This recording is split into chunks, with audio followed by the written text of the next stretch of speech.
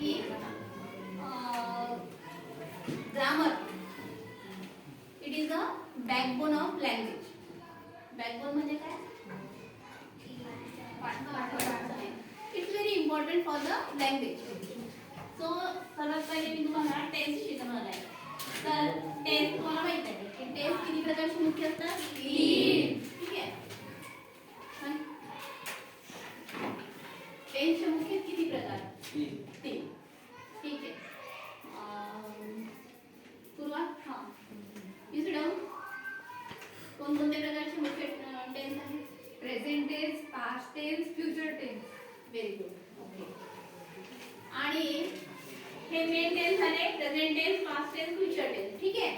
आता पुन्हा प्रेझेंट टेन्सचे उपप्रकार आहेत. ठीक आहे. कोण सांगेल याला? उपप्रकार 4 उपप्रकार. Bhagyashree? Simple present tense, continuous present tense, perfect present tense, continuous perfect past present tense. Very good. Clap clap. हां नेक्स्ट आहे पास्ट टेन्स. ठीक आहे. पास्ट टेन्स मी कोण सांगणार? उपप्रकार हां तन्वी?